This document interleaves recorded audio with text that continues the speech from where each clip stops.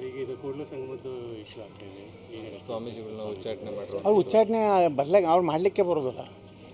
ಆ ಪೀಠನೇ ಬೇರೆ ಐತಿ, ಆ ಟ್ರಸ್ಟ್ ಬೇರೆ ಐತಿ. ಆ ಟ್ರಸ್ಟ್ನಲ್ಲಿ ಕೂಡಲ ಸಂಗಮ ಸ್ವಾಮಿಗಳು ಸದಸ್ಯರಿಲ್ಲ, ಯಾವುದೇ ಪದಾಧಿಕಾರಿ ಇಲ್ಲ, ಅಥವಾ ಅವರಿಂದೇ ನೇಮಕ ಆದಂಥರಲ್ಲ ಅವರು. ಅದು ಟೋಟಲಿ ಇಡೀ ಒಂದು ಸಮಾಜ ಕೂಡಿ ಅವ್ರನ್ನ ಪೀಠಕ್ಕೆ ಕೂಡಿಸಿದ್ದೈತಿ. ಅದನ್ನು ತೆಗೆಯೋ ಅಧಿಕಾರ ಈ ಮೂರ್ಖರಿಗಿಲ್ಲ, ಈ ಮೂರ್ಖರಿಗೆ ಗೊತ್ತೇ ಇಲ್ಲ. ಈಗ ನೋಡಿ, ಆ ಪೀಠದ ಗೌರವ ಅಧ್ಯಕ್ಷರೇ ಇರಬೇಕು. ಆ ಪೀಠದ ಒಂದು ಹುದ್ದೆಯಲ್ಲಿ ಕೂಡಲ ಸಂಗಮ ಸ್ವಾಮಿಗಳು ಇದ್ದರೆ ಅವ್ರು ಉಚ್ಚಾಟನೆ ಮಾಡಲಿಕ್ಕೆ ಬರ್ತದೆ. ಅವ್ರ ಸದಸ್ಯರೇ ಇಲ್ಲಲ್ಲ, ಯಾರು ಮಾಡ್ತೀರಿ ನೀವು? ಸುಮ್ಮನೆ ನಾನು ಉಚ್ಚಾಟನೆ ಮಾಡಿದ್ದು ಮೂರ್ಖರು ಅವ್ರನ್ನೇ ಉಚ್ಚಾಟನೆ ಮಾಡ್ಯಾರ. ಈಗ ಜನ ಇಡೀ ರಾಜ್ಯದಲ್ಲಿ ಅವ್ರಿಗೆ ತಳಗಿನ ಕಮೆಂಟ್ಸ್ ಓದಬೇಕು.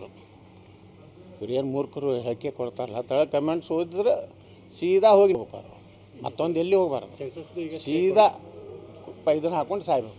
ಇದು ಕೂಡಲ ಸಂಗಮದ ಇಶ್ಯೂ ಆಗ್ತಾ ಇದೆ. ಈಗ ಸ್ವಾಮೀಜಿಗಳನ್ನ ಉಚ್ಚಾಟನೆ ಮಾಡಿದ್ರು. ಅವ್ರು ಉಚ್ಚಾಟನೆ ಬರ್ಲಾಗ ಅವ್ರು ಮಾಡಲಿಕ್ಕೆ ಬರೋದಿಲ್ಲ. ಆ ಪೀಠನೇ ಬೇರೆ ಐತಿ, ಆ ಟ್ರಸ್ಟ್ ಬೇರೆ ಐತಿ. ಆ ಟ್ರಸ್ಟ್ನಲ್ಲಿ ಕೂಡಲ ಸಂಗಮ ಸ್ವಾಮಿಗಳು ಸದಸ್ಯರಿಲ್ಲ, ಯಾವುದೇ ಪದಾಧಿಕಾರಿ ಇಲ್ಲ, ಅಥವಾ ಅವರಿಂದೇ ನೇಮಕ ಆದಂಥರಲ್ಲ ಅವರು. ಅದು ಟೋಟಲಿ ಇಡೀ ಒಂದು ಸಮಾಜ ಕೂಡಿ ಅವ್ರನ್ನ ಪೀಠಕ್ಕೆ ಕೂಡಿಸಿದ್ದೈತಿ. ಅದನ್ನು ತೆಗೆಯೋ ಅಧಿಕಾರ ಈ ಮೂರ್ಖರಿಗಿಲ್ಲ, ಈ ಮೂರ್ಖರಿಗೆ ಗೊತ್ತೇ ಇಲ್ಲ. ಈಗ ನೋಡಿ, ಆ ಪೀಠದ ಗೌರವ ಅಧ್ಯಕ್ಷರೇ ಇರಬೇಕು.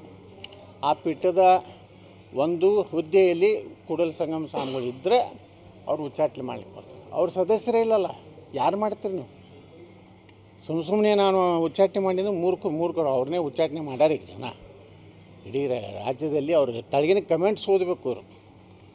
ಇವ್ರು ಏನು ಮೂರ್ಖರು ಹೇಳಿಕೆ ಕೊಡ್ತಾರಲ್ಲ, ತಳಗೆ ಕಮೆಂಟ್ಸ್ ಓದಿದ್ರೆ ಸೀದಾ ಹೋಗಿ ಹೋಗ್ತಾರೆ, ಮತ್ತೊಂದು ಎಲ್ಲಿ ಹೋಗ್ಬಾರ್ದು, ಸೀದಾ ಇದನ್ನು ಹಾಕೊಂಡು ಸಾಯ್ಬೇಕು.